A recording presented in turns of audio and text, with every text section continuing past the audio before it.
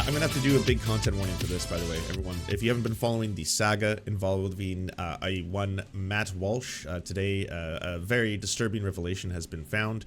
Old videos have surfaced of Matt Walsh running a diaper fetish wrestling ring for men. This features grown men in diapers. One of the two men in this sports a neo-Nazi tattoo, a swastika, so content warning for that as well. Why is this relevant? Well, I don't know. When that and scene.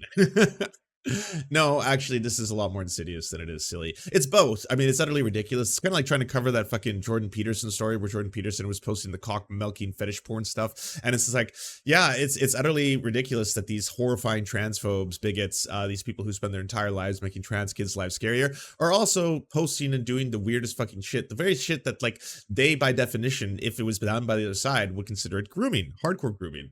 Before we even look at the diaper fetish stuff, I'm going to go to the Daily Wire website. Daily Wire. And if we go to the shop, what used to appear on the front page of the Daily Wire shop has changed, obviously. Now it goes to the Yes or No Game, the Michael Knowles show. The mystery bundle still includes, by the way, right here, we have a picture of the Sweet Baby Gang, products. But it's no longer on the very front. I used to be able to say that it was on the front of the Daily Wire store. It's no longer. But you can still find the diaper fetish dolls if you scroll down a little bit and get to the Matt Walsh section right here. You got Matt Walsh, of course, sporting one of the diaper fetish dolls stickers right here. And the first product here is, of course, the Sweet Baby plushie. For $24.99, Matt Walsh definitely wants you to buy this. The Sweet Baby plushie is the perfect statement piece for your home, for your kids to play with, or to give as gifts to your friends, family, and random pedestrians. Have a walrus, the Sweet Baby plushie makes a perfect companion to its flippered counterpart. And so here it is directly being marketed to be sold to children. It is a doll of a grown adult Matt Walsh in a diaper. Again, playing into Matt Walsh's long history of promoting diaper fetish products to children. And it is obviously disgusting and really, depraved, to say the least. And these are the same people who are going to try and posture that apparently they care about good old wholesome family values and ensuring at all times that they keep you away from the potential groomers and pedophiles of the drag queens, etc. Well, they're also trying to sell your children diaper fetish dolls. So as if this wasn't enough, and again, the Daily Wire has refused to comment on this. They have not released an official statement either condemning the fact that they're selling diaper fetish dolls to children or anything like that. I am currently on the Daily Wire shop, so as of right now, it's still an active product being sold. And then today, Ari Drennan, friend of the show, has revealed an old video footage that shows the origin of where the Sweet Babies come from. Internet, and we have Tater. They're going to be wrestling out here in the cold, in the mud, in diapers. And what's on the line? Now, if Tater wins by pin or submission, he wins tickets to go check out Kicks in Easton, along with 9 other great bands. If Internet wins, if he can somehow take down this giant behemoth, man, he will get the opportunity just to spray Crank with mace in the face. This is this is not happening with the mace. It's gonna happen. It's something that motivates him. So just beat him, and we'll figure out the mace thing. But just first thing is to beat him. So now, do they have to start in a wrestling position or what? How do you start?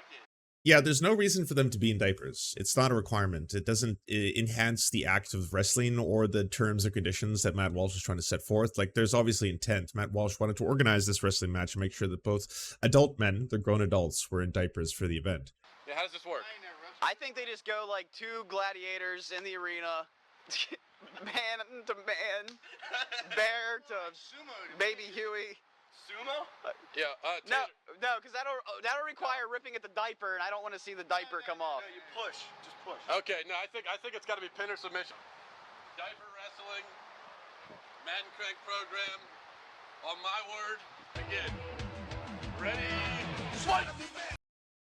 So yeah, Matt Walsh was organizing, filming, and uploading diaper wrestling leagues, adult male diaper wrestling, and judging accordingly. If you look at one of the stills, this is a still from Matt Walsh's early YouTube diaper wrestling video. It's hard to miss the giant swastika tattooed on the back of one of the contestants. And this is again an individual who calls himself a theocratic fascist, filming grown men wrestling each other in diapers. And this apparently is the origin of the Sweet Baby Gang that, he likes to reference. Now, I want to show you something else because as if this wasn't disturbing enough, there's also a skit that Matt Walsh made other people participate in.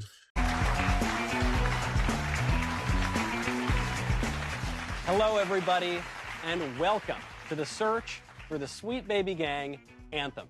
I am your host, Michael Knowles. I am joined by my fellow Daily Wire hosts, Ben Shapiro. Oh, hey, Dark Knight. Andrew Klavan. And the man of the hour, Matt Walsh. Now, the winner of this contest is in for a real treat.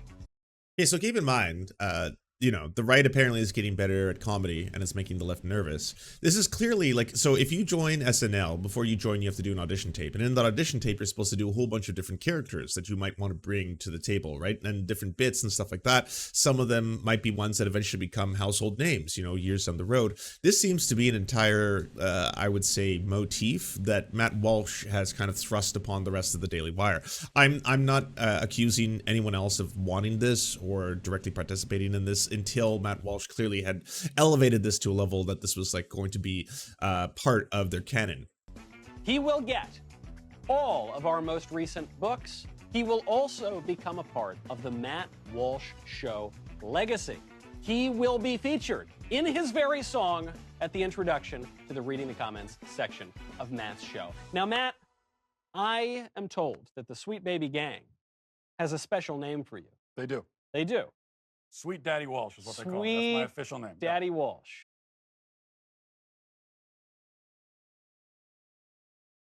There's a lot going on here. There's a lot to unpack. A lot to unpack.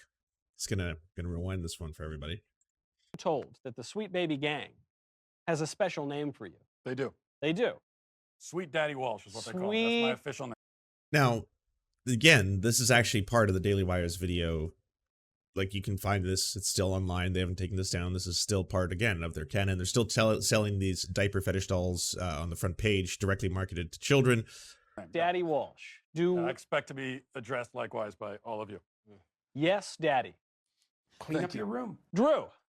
Ex-Dad Fresh, thank you. Lance, your haircut is looking fresh. I mean, fresh as in nice, not as in new. Well, it's not new, but thank you. I'm glad it's fresh. What's not fresh is this segment. So apparently they need to call Matt Walsh, Daddy Walsh in this. Never mind. Actually, don't call me that. Are you sure, Papa? Daddy? All right.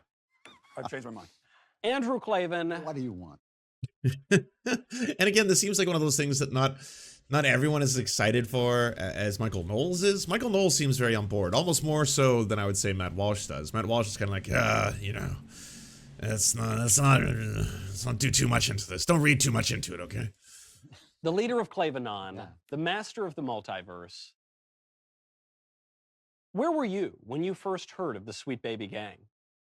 I was sitting here during the introduction. I want to say that this is... You guys weren't prepped. It was kind of like, hey, we're going to be doing a bit. You need to just participate. It's a game show. It's fun. It's good old family fun. And then you're sitting there, you're like, so why are we putting up these giant posters of Matt Walsh in a diaper? Why is there Matt Walsh in a diaper on the front? Oh, don't worry. He'll explain that. We'll explain everything. So apparently, Matt, we're supposed to refer to you as Daddy Walsh. Okay. So we're going to call Matt Daddy Walsh. Do you understand now? This may be the most humiliating moment of my life. I looked at that picture of the baby Walsh. I mean, now that we have the background, now that we know that this is something that's been a long-running theme in Matt Walsh's fucking career. I mean, he was early days filming his friends, one of them being a neo-Nazi, so filming his neo-Nazi buddies wrestling in diapers, you know, them being the Sweet Baby Gang all the way till today, where we got, again, Matt Walsh as a animated adult baby in a diaper. Walsh, and I now have a tick. I have a small twitch from the trauma. And if these lights flashing around give me a seizure, I am suing Ben Shapiro back into the Stone Age. I want you to know that. So I'm thrilled to be here. Well, speaking of Ben Shapiro, Ben, it's great, obviously, to have you as a judge here. Does it feel weird that you are going to have to judge on behalf of your daddy? When do I get to fire everyone? When? Well, you'll get to make at least some firing decisions when you hear all of the songs. So, again, I just want to get you all to use your imaginations for a minute. You know, entertain me, if you will. What do you think the response would be if it was revealed that any leftist or progressive had a routine similar to this, then in addition to that, they made the rest of the leftists, you know, who were doing the same thing in the same network participate in something where it's like, hey, by the way, I would like you to refer to me as daddy, and then call me daddy, Daddy Piker. Let's do that. You can call me Daddy Piker. And then on the front here of Daddy Piker's show, you'll see Hassan in a baby animated diaper. We're also selling Hassan baby diapers for kids specifically. We're selling them to children. So this is Hassan Piker as a grown man baby for children to buy and then to hold and play with. And then here's a whole bit, you know, like imagine this was The Leftovers. You know, this is Ethan Klein. The whole team is there, and then they're all like, "Hey, all right, so we got to call you Daddy. Yeah, you call me Daddy, and then you're the sweet baby gang. Okay, so what's the point of this? Well, I just prefer if you just play along. You all play along, and clearly not everyone is on board, but that's what's happening. And then I posit, what if it then was revealed that years ago, Hassan Piker actually ran a grown adult, and we'll say, you know, what's the equivalent here? Antifa, a whole bunch of Antifa members, grown men, you know, with Antifa tattoos all over their backs and stuff like that. And the actual CEO of Antifa, and then the Antifa super soldier, head general, and all that. Well, they were all grown adults dressed in diapers, and then slamming their bodies into each other and wrestling. And then again, that was the origin story of the entire thing. How do you think the response would be? Did you think there would be a coverage of that in any way, shape, or form? Do you think they would use terms like grooming, you know, PDF file, groomer, that kind of stuff? Like, holy hell! Again, this is a whole. We're all having fun here. So I'm thrilled to be here. Well, speaking of Ben Shapiro, Ben, it's great, obviously, to have you as a judge here. Does it feel weird that you are going to have to judge on behalf of your daddy? When do I get to fire everyone? When? Well, you'll get to make at least some firing decisions. So, again, radio silence, they've yet to address any of this. I doubt they will. I think they'll just quietly continue to sell these products without ever addressing it. And then, you know, the responses I've seen from right-wingers whenever I do bring attention to this, especially on Hitler's Bunker, the app, aka X, they usually will bring up the fact that, well, I mean, this is kind of weird, but it's not child abuse. Well, okay, fine, this is strange. I'm not here to defend the dolls, or, oh, you're reading too much into that. They're joking. It's all fun. Just joking and fun. Just having fun. I just don't know where the standards are supposed to be set. And this is all happening, by the way, right now, where Matt Walsh is actually in the middle of a feud. Matt Walsh is battling with the gender criticals. So the gender criticals and the TERFs, you might know the term, trans exclusionary, radical, feminists. See, I don't think the F should be there. I don't think they're real feminists. Like if Sargon of Akkad, someone who's made a career by, you know, what's the most famous thing Sargon of Akkad has done? He told a Labour politician that she wasn't hot enough for him to consider raping her. That's what Sargon of Akkad is pretty much most known for. That's the thing he's most famously, if you were to Google Sargon of Akkad, that's probably going to pop up somewhere, right? Well, Carl Benjamin is now friends, you know, with Posey Parker and the rest of the gender criticals, and now is apparently a feminist who cares deeply about men invading women's spaces. Now, here's the thing. The TERFs are not feminists. The TERFs are usually aligning themselves with people like Matt Walsh because, at the end of the day, Matt Walsh is serving a purpose to them, which is upholding transphobia. But see, Matt Walsh's transphobia is deeply rooted in subjugating and controlling women. That's always been the point of it all.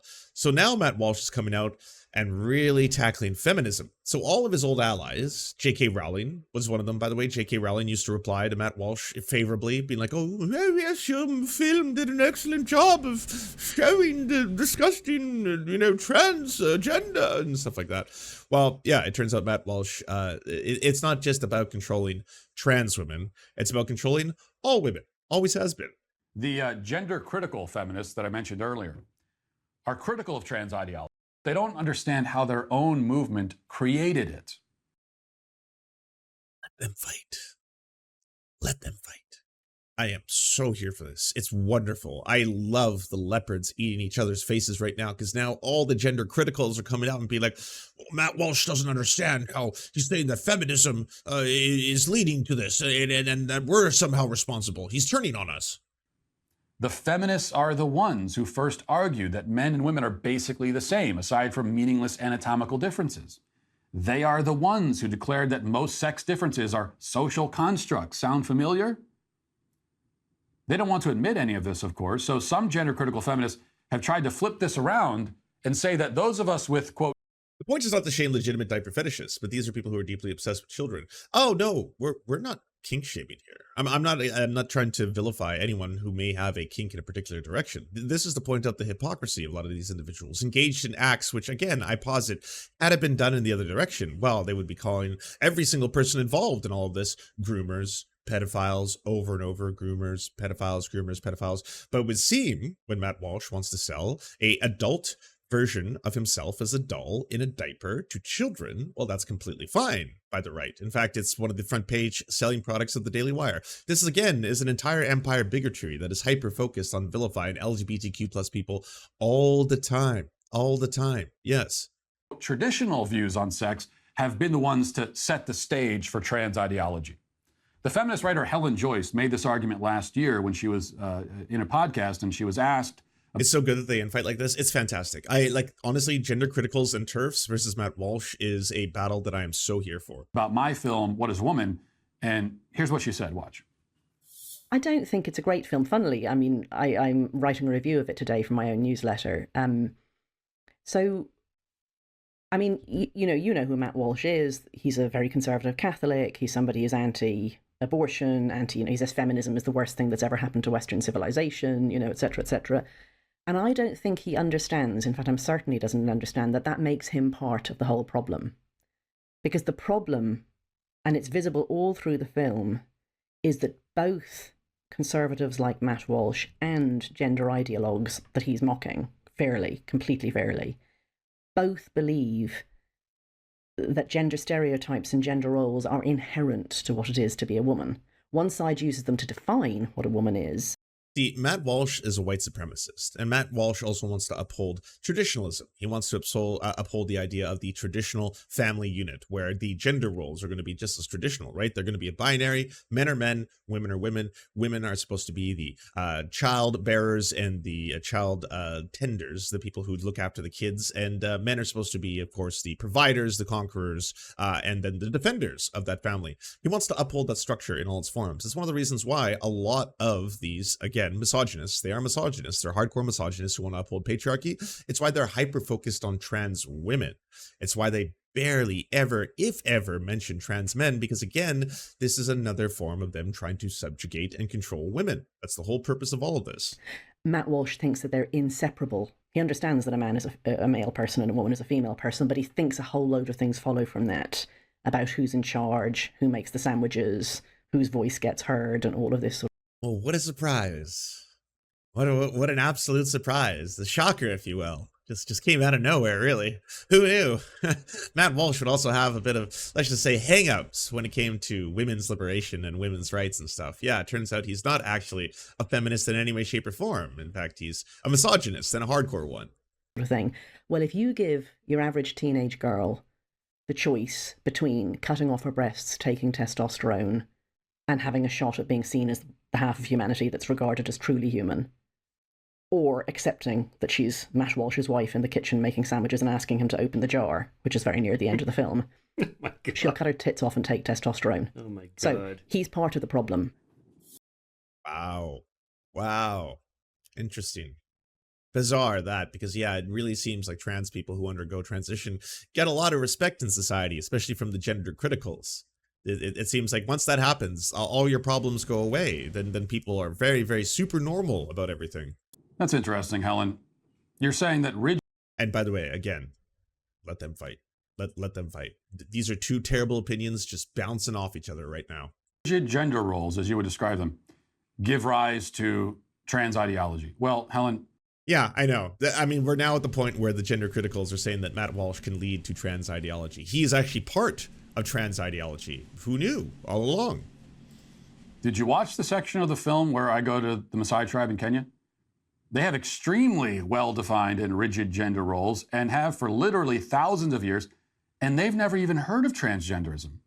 In fact, my, quote, traditional view of sex was the dominant view across the entire world, everywhere, in all places, everywhere, on False. Completely false. There's so many examples throughout human history of different societies that hadn't even been touched by Western colonization having different concepts for either additional genders, non-binary genders, third genders. If you look at the Samoan people, for example, they had the Fa'afafine people who were not categorized as either men or women. They were traditionally men who would be defined by most, Western audiences as cis men who actually present incredibly femininely, and they compete with other cis women for the advancements, or sorry, for the favors and to win the, affections of heterosexual men.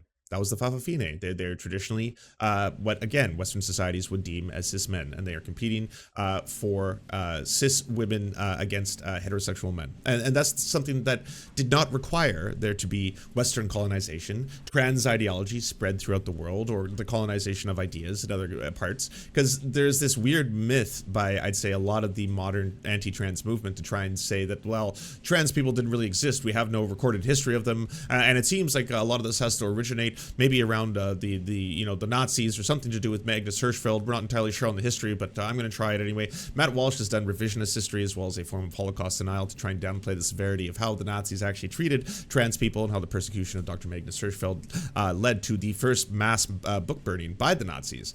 This is just, again, part of history and stuff that anyone who wants to take a couple minutes to research it will find out. The same thing applies to the history of third genders or other genders in other societies outside of North America. On the planet since the dawn of human civilization up until just this past century. And yet for thousands and thousands and thousands of years, traditional gender roles never led to any woman cutting her breasts off in an attempt to identify as a man. Have you thought about this, Helen? If my view of sex is...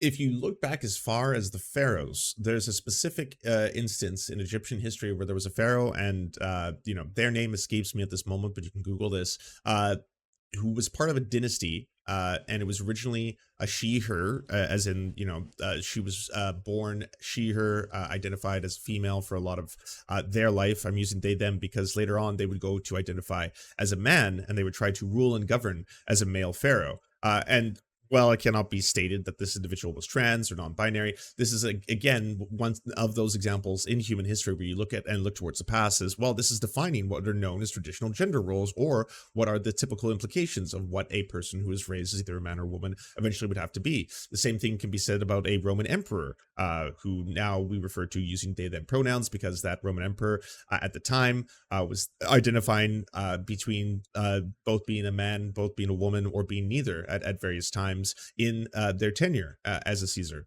Old and ancient, which it absolutely is. I admit that proudly. And if my view also leads directly to trans ideology, then why isn't trans ideology also old and ancient? Do you see the problem here?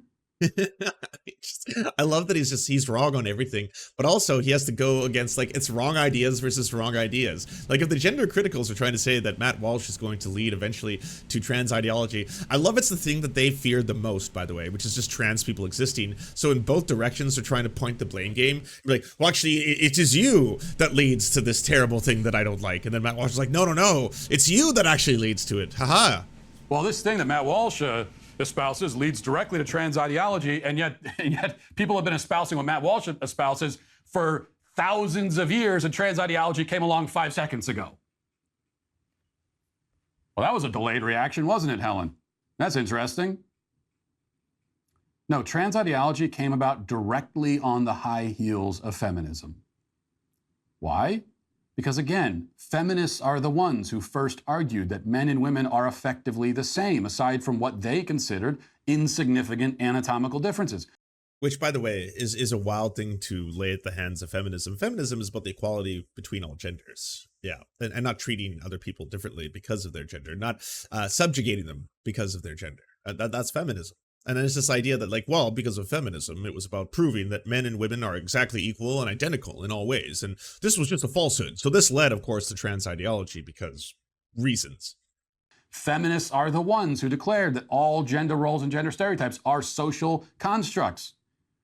For many decades, if anybody argued that women can compete with men in sports and do everything men can do, it would have been a feminist. Now that argument primarily comes from trans activists, and you want to pretend that they aren't saying exactly what your club has been saying. By the way, with these two horrible people fighting each other, which is glorious, by the way, let them fight. What we're getting on both ends, again, is abject nonsense. The gender criticals and the TERFs are now saying that Matt Walsh leads the trans ideology, and Matt Walsh is saying that feminism leads to trans ideology. Again, no such thing in both directions. No such thing as like an ideology that convinces more people to be trans. People just are trans. But they're both trying to lay the blame on the thing they don't like. Saying for like a century? It's absurd. Helen, you say that I understand that a man is a male person and a woman is a female person, but that I think, quote, a whole bunch of other things follow from that. Yes, you're exactly right. I think that being a man means something, and it means more than just anatomy. And being a woman means something, and it means more than just anatomy. See, what you don't understand is that your rejection of this principle, your claim that a whole bunch of things don't follow from being a man or a woman, that being a man or a woman has essentially no significance aside from differences in sex organs. Yeah, now buy my diaper babies. Oh, sorry, is this a pitch? Are you doing a pitch right now? It's like at the very end of it. And that's why your children need to buy the Sweet Baby Gang Diaper Dolls by Matt Walsh. It's me as a child in a grown diaper, and then you have to buy it for your kids. Why not? Means that you and your ideology are to blame for exactly the thing you pretend to be fighting against. You made this. You did it. Well, as always, let them fight. It's wonderful to see. You're seeing things like this, for example. There's a plugin for browsers you can buy that will turn everyone who's a avowed transphobe their names red on social media, called SoupCan. If you're wondering why their names are all in red. But one of the gender criticals is like, this is a good time to remember that Matt Walsh's strict adherence to traditional gender roles has played a larger role in causing young kids to want to ID out of their gender than any woman who dared to say that women deserve rights. And so again, the gender criticals and Matt Walsh are fighting each other, both blaming the other for contributing towards the trans ideology that's infecting youth. Same thing happening here with one and only Megan Murphy. Warring against the only people who fought back against transgenderism for many years seems like a weird way to accomplish anything, but hey, maybe this is all really about you after all. This is, Megan Murphy fighting with Matt, saying now the gender critical feminists want to pretend to be leaders in the fight against trans ideology, all while refusing to admit that it is a direct descendant of their own ideology. Again, it's all nonsense in both directions. When you don't have an actual grasp on reality and your understanding is based in bigotry and, again, ideology, absolutely, you're going to get takes like this. You're going to get people being like, actually, it's Matt Walsh that is making more people into the thing I don't like. And then Matt's like, no, actually, it's feminism that's turning people into the thing I don't like. It's funny because you're doing the same thing you claim gender critical feminists have done. You're so blindly attached to your ideology that you can't work with people who fail to adhere to every aspect of it. And this is actually one of the wondrously self-defeating parts of fascism and a theocratic fascist like Matt Walsh. It's true that he could accomplish more if the two of them weren't fighting. Like, it's true if he just kind of like bit his tongue about his views on feminism for a little while and just like sat back and watched the gender criticals be like, yes, What is a Woman is actually a wonderful film. We will promote it. Now all the gender criticals and the TERFs are going to be like, oh, Matt Walsh is also anti-women. Always was.